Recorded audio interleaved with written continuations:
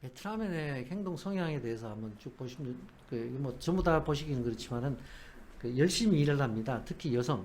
남자들은 정말 뭐 이렇게 남성분들 우리나라 남성들은 가족을 위해서 뭐 목숨까지 내놓고 열심히 살지만은 베트남의 남자들은 그렇지 않습니다.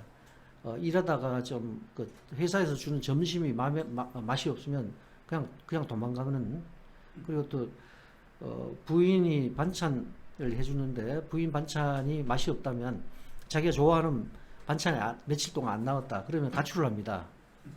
가출해서 나중에 부인이 어떤 반찬 해놨으니까 와라 그러면 그때 또 들어옵니다. 뭐 남자들의 어떤 생활력이랄지 이런 것들은 상당히 혹시나 제가 이런 말씀드려서 또 너무 선입견을 가지실까봐 좀 뭐 우려되긴 합니다만 어떻든 전체적으로 봤을 때 남성들의 생활력은 여성들의 한 10분의 1도 안 될 걸로 이렇게 보면 틀림이 없습니다. 그리고 가족의 그 개념은 우리나라 가족 개념보다 한 엄청나게 강합니다. 어떻든 저희들도 옛날에 60년대, 70년대에 어떤 가족 컨셉이 상당히 강했는데 지금은 워낙 뭐 핵가족이 돼 있고 가족 이런 뭐 컨셉이 좀 옅어졌습니다. 근데 베트남은 아직도 뭐 자기 가족에 대해서 뭐 이렇게 폄하하거나 욕을 하면은 뭐 참지를 않습니다.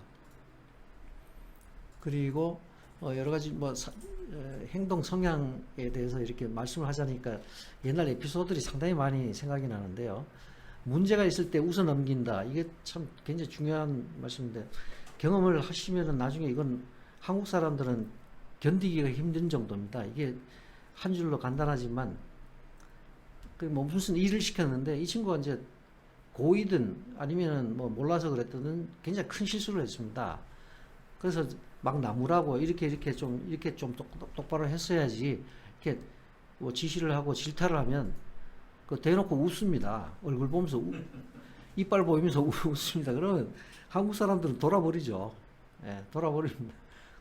근데 이 사람이 그걸 비웃는 것이 아니고 이게 자기가 어찌할 바를 몰라가지고 사과하는 게 웃는 겁니다.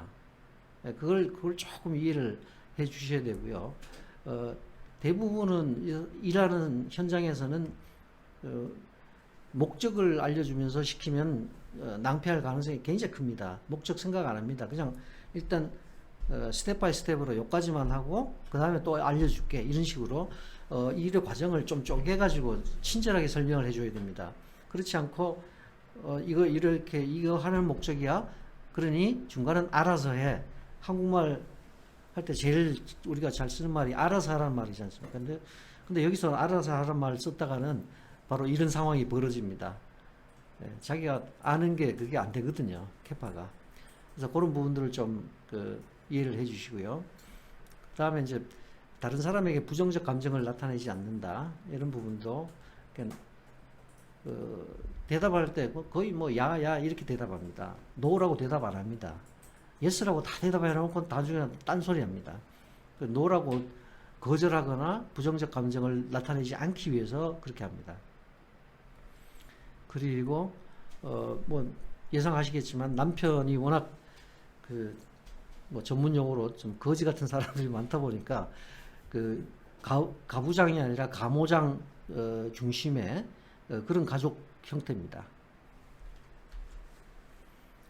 그 다음에 이제 모욕과 자기 얼굴이 깎이는 것이지 않습니까? 이런 얼굴이 깎이는 걸 좀 당하는 경우는 이건 뭐 웬만하게 이렇게 풀어줘서는 절대 풀리지가 않습니다. 그래서 모욕을 주거나 자기 체면을 깎였다 이런 상황이 되면은 그날 당장 뭐를 술을 먹이든 선물을 하든 바로 풀어줘야 됩니다.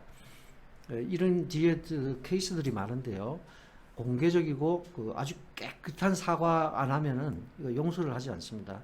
그럼 용서 안 하면 제가 만약에 직원을 이렇게 채용을 해서 쓰는데 용서 안 하면 그 사람이 뭘 할 수 있겠느냐? 그냥 칼 들고 덤빕니다. 굉장히 조심하셔야 되는 게요. 회사 돈 훔쳐가는 거, 그것도 칼 들고 덤빌 수도 있고요. 그리고 또 회사에 일하면서 지득한 어떤 조그마한 실수랄지 비리 이런 것들을 그냥 공안에 가서 바로 잃어버립니다. 예. 그리고 한국 분들이 비즈니스를 할 때 제일 조심하셔야 되는 것이 현지인을 통해야만 되는 게 많거든요. 사업 등록이랄지 뭐 이런 것들 지금은 조금 더 완화됐지만 그래도 처음에 스타트할 때는 현지인의 이름을 빌려야 되는 게 많습니다. 이름 빌리고 이렇게 시작했다가 나중에 가서 이렇게 좀 틀어지거나 어떤 뭐 모욕감을 받거나 이렇게 되면은 자기 거라고 그냥 우깁니다. 그래서 뺏기고 나오는 경우도 있습니다. 그리고 금하는 행동, 금하는 행동을 한번 읽어보시면 될 것 같은데요. 제일 금해야 될 건 손가락으로 이렇게 손가락으로 부르면 이건 거의 욕에 가깝습니다. 손가락을 펴서 이렇게 부르는 거나 손가락으로 사람을 지목하는 거는 정말 금기에 가깝습니다. 그리고 주먹 쥐고 뭐 일어서는 거나 이런 것들, 뭐 주먹을 쥐거나 하여튼 손가락 동작은 좀 금기에 가깝습니다. 예를 들면은 뭐 우리도 서양 문화를 많이 받아들여가지고 서양에서는 가운데 손가락을 펴면은 이제 엄청나게 욕이지 않습니까? 하지만 저희들 돌이켜 보면은 60, 70년대는 이게 욕인지 아닌지도 몰랐죠. 그런 문화적인 컨셉이죠. 그리고 아이들 귀엽다고 이제 머리를 만지거나 이마를 만지는 행위 이런 부분은 좀 조심해야 되고요. 우리 한국 사람들은 이제 뭐 야단을 치고 칭찬을 하고 하더라도 등이나 이제 몸을 툭툭 치지 않습니까? 열심히 해봐. 잘하고 있어. 그러면서 툭툭 치는데 이것도 안 좋습니다.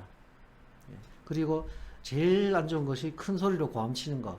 이거 이엘링 또는 이제 뭐 샤우팅이라고 하는데 샤우팅이라고 표현을 하는데 이 샤우팅은 고충 처리에 가장 많습니다.